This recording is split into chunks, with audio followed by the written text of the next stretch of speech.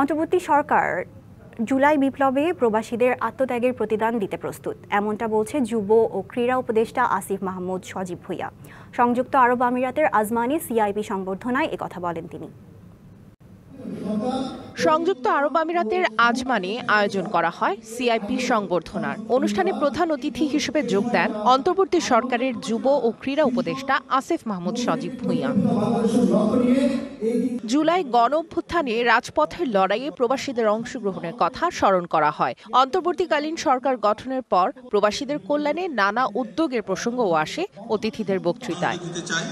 আজকে যে অতিথি এসেছেন, এক অনুষ্ঠানে যোগ দিয়ে প্রবাসীদের বৈধ পথে রেমিটেন্স পাঠানোর ধারা অব্যাহত রাখারও আহ্বান জানান তিনি। প্রধান অতিথি বলেন, প্রবাসীদের কথা চিন্তা করে নতুন নতুন পদক্ষেপ নেওয়া শুরু হয়েছে। প্রবাসীদের পাসপোর্ট দ্রুতভাবে পৌঁছানোর ব্যবস্থাও করা হয়েছে। এবং আপনারা বৈধ পথে রেমিটেন্স পাঠিয়ে বাংলাদেশের রেমিটেন্সের রেকর্ডের পর রেকর্ড করছেন। একটি সংকটকালীন অর্থনৈতিক পরিস্থিতি থেকে উত্তরণে সহযোগিতা করছেন। শিয়া বাটার ও ভিটামিন ই সমৃদ্ধ lily glam beauty soap. Lily, always beautiful.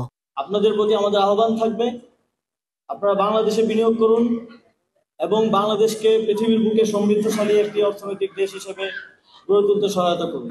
অনুষ্ঠানে দেয়া বক্তব্যে প্রবাসীদের দ্বিধা বিভক্তি দূর করার আহ্বান জানান আবুধাবি দূতাবাস ও বাংলাদেশ কনস্যুলেটের কর্মকর্তারা। যতদূর চেষ্টা করছি এই সমাজকে শিখবার, এই সমাজকে জানবার, আমি চেষ্টা করছি আমাদের মানুষের সমস্যাগুলো বুঝবার, এবং আমি চেষ্টা করছি এই সমস্যার সমাধানে কি কি উপায় হতে পারে সেটার একটা রোডম্যাপ তৈরি করবার।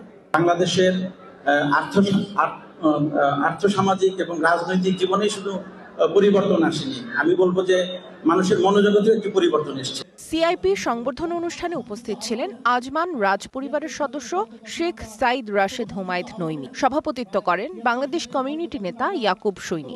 আমরা যে দেশে বসবাস করি সে দেশের আইন কানুনের প্রতি আমাদেরকে শ্রদ্ধাশীল থাকতে হবে, নিয়ম কানুনগুলো মেনে চলতে হবে। বক্তৃতা পর্ব শেষে মনোজ্ঞ সাংস্কৃতিক অনুষ্ঠানের আয়োজন করা হয়।